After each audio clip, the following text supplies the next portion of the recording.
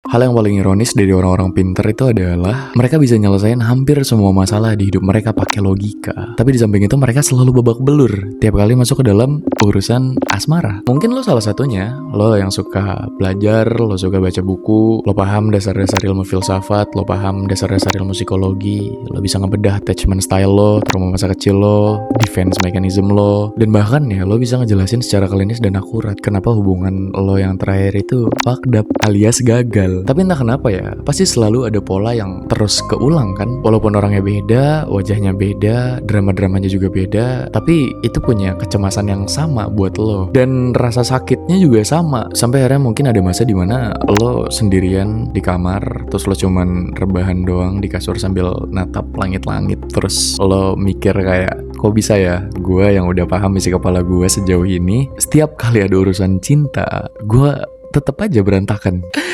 Oke, let's break it down. Tapi sebelum itu gue bakal seneng banget kalau misalkan lo subscribe channel UMKM gue ini, biar gue tetap semangat untuk share something yang entah itu penting atau nggak penting, yang penting bermanfaat lah ya. So hi, gue Rifanul Haq dan selamat datang di Your Mind Kills.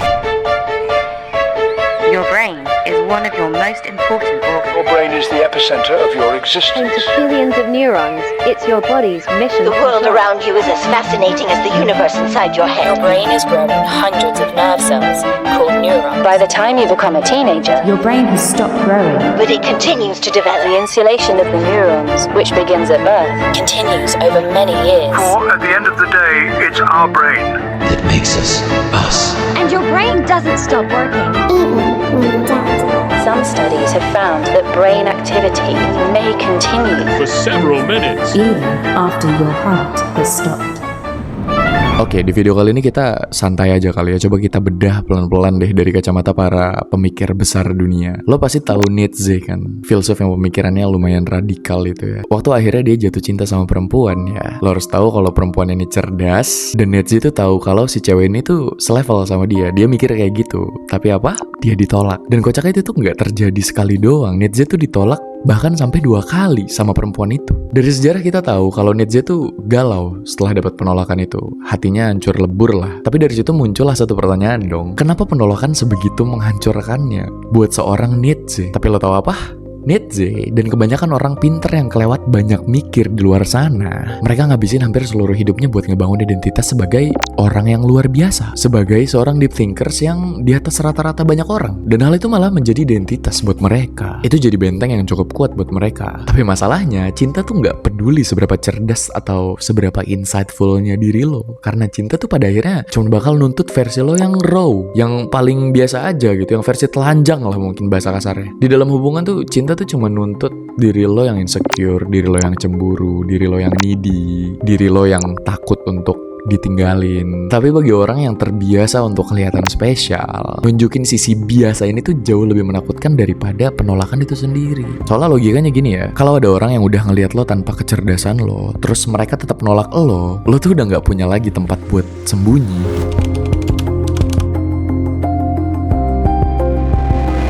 Pola kedua nih, kasusnya tuh serupa kayak yang tadi. Kalau lo udah pernah baca buku gue, lo pasti kenal sama filsuf yang satu ini. Karena gue tuh sering banget nulis pemikiran-pemikiran dia di buku gue. Siapa lagi kalau bukan paman Fyodor Dostoevsky. Dia tuh buat gue jenius banget kalau disuruh ngebedah soal penderitaan, rasa bersalah, atau self-destruction. Tapi ya, kehidupan cintanya chaos parah. Dia tuh terus-terusan ketarik untuk masuk ke dalam hubungan yang gak stabil dan drama-drama ampas yang gak jelas gitu tuh. Dan kenapa bisa gitu? Karena jago ngedetect sebuah red flag pakai teori tuh nggak otomatis bikin lo berhenti untuk nyari penyakit di dunia nyata. Ya lo tahu itu tuh jurang, tapi lo sengaja ngelompatin diri lo ke sana gitu tuh karena lo udah euforia sama sensasinya. Ini adalah realita yang paling brengsek dalam ilmu psikologi. Bahwasannya awareness itu mahal. Iya, gue sangat setuju kalau awareness itu mahal. Tapi sekedar sadar doang tuh nggak segampang itu untuk mereset sistem saraf lo. Lo udah tahu persis kalau lo selalu narik orang yang emosinya tuh unavailable gitu. Lo sadar kalau lo punya rasa takut yang besar terhadap penolakan atau ditinggal sama seseorang. Lo tahu kalau lo sering keliru untuk ngebedain antara intensitas dan intimasi. Tapi begitu ada orang baru yang masuk ke dalam hidup lo dengan membawa pola yang sama, lo malah tetap aja jatuh dan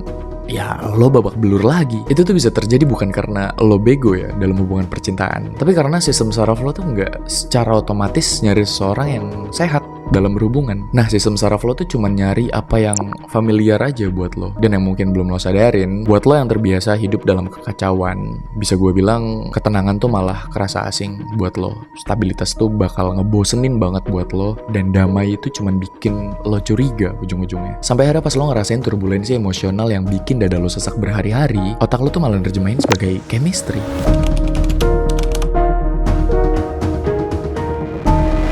Oke, pola ketiga nih. Ada tipe orang yang gonta-ganti pasangan terus cuman buat dapetin validasi untuk eksistensinya aja. Kayak Albert Camus, dia bisa beneran cinta sama pasangannya, tapi di saat yang sama ya dia juga bisa berkali-kali nggak setia sama dia. Kok bisa si Albert ini begitu? Kalau lo relate sama pola ketiga ini ya, gue cuma mau bilang kalau seringkali masalah utamanya tuh bukan soal cinta, tapi ini tuh soal self-hurt atau soal konsep diri. Kayak lo tuh loncat dari satu hubungan ke hubungan yang lain tuh bukan karena lo yang butuh orangnya, tapi lo tuh cuman butuh refleksi diri yang baru dari orang yang baru. Kayak buat lo tuh dengan lo melakukan hal ini, lo bisa ngerasain lagi gimana rasanya diterpa angin yang seger gitu. Lo bisa ngerasa diinginkan lagi, ngerasa dipuja lagi, atau ngerasa dikejar lagi. Dan semua itu berfungsi kayak obat bius sementara buat ngembaliin harga diri lo yang udah hancur. Sampai akhirnya untuk sesaat ya memang rasa insecure lo tuh hilang. Tapi karena lubang di dalam dada lo tuh belum pernah lo tambal sendiri, rasa aman yang lo dapetin dari perlakuan lo tuh bakal cepet pudar juga. Dan ujung-ujungnya apa? Lo bakal nyari orang baru lagi. Capek gak sih kayak gitu? Nah, pola destruktif kayak gini sering banget disamarkan pakai alasan passion. Padahal aslinya itu cuman ketidakmampuan lo aja buat duduk bareng sama diri lo sendiri tanpa perlu konfirmasi atau validasi dari orang lain. Karena lagian ya,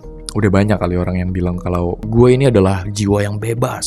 Padahal yang dirasain itu sebenarnya cuman kegelisahan yang gak ada ujungnya doang kan? Ya kan?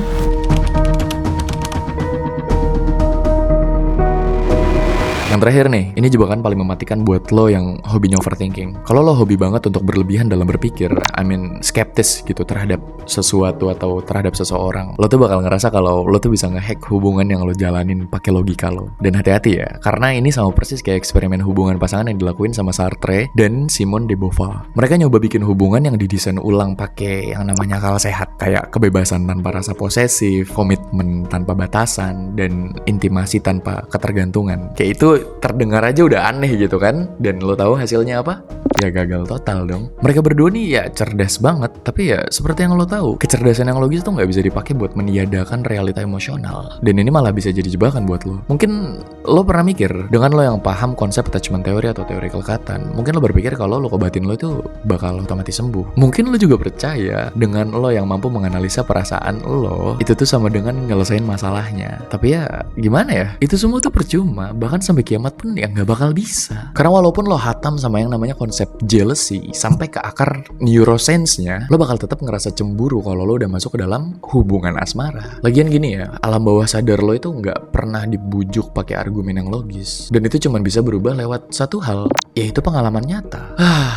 Semuanya ngebawa gue ke satu kesimpulan sederhana, bahwa insight, pengetahuan, filsafat, psikologi, semuanya tuh sering banget dijadiin tempat persembunyian yang elegan aja gitu. Tempat yang keren buat lo bisa bersembunyi. Padahal ya pengetahuan lo itu cuman defense mechanism doang kok. Analisis lo tuh cuman pengganti keberanian lo buat jadi vulnerable doang kok. Lo pasti udah tahu kalau ada orang-orang yang kabur dari masalah asmara tuh lewat alkohol. Ada juga yang kabur lewat kerjaan, kayak dia jadi so sibuk gitu. Nah, beberapa orang yang pinter atau orang yang cerdas itu kaburnya lewat mana? Lewat buku-buku psikologi. Ya walaupun gak semua ya, tapi rata-rata arahnya ke sana. Walaupun bukan buku ya, paling baca artikel atau dia nontonin konten-konten dari salah satu konten creator yang bahas hal kayak gituan. Biar apa ya? Biar makin paham kan.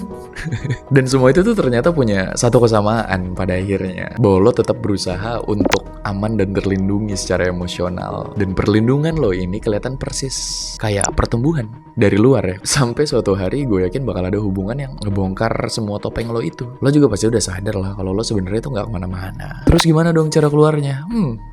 Ini bagian yang paling menarik sih. Menurut gue langkah selanjutnya buat lo itu bukan lanjut buat nyari insight baru ya, bukan amatin buku psikologi baru, bukan nyari teori baru buat ngebedah isi kepala lo lagi, tapi ya cobalah untuk ambil resiko, cobalah untuk melakukan obrolan jujur yang selama ini lo hindari, coba lo ciptain batasan yang selama ini lo takut buat tegasin. Lo coba untuk melakukan suatu pengakuan yang selama ini lo pendem mati-matian, dan cobain buat nelen ketidakpastian tanpa lo buru-buru mundur buat nyari penjelasan logisnya. Karena cinta itu bukan masalah matematika yang harus lo pecahin pakai rumus. Cinta itu pengalaman yang harus lo tabrak, harus lo rasain sendiri. Ya memang kedengarannya kayak gue lagi nantang lo kan, karena ya emang sebenarnya begitu. Ini gue nantang ya, gue tantang lo untuk ngebiarin orang lain buat masuk ke dalam hidup lo, dan biarin dia untuk ngeliat sisi diri lo yang selama bertahun-tahun ini udah lo sembunyiin di balik tembok kecerdasan lo itu.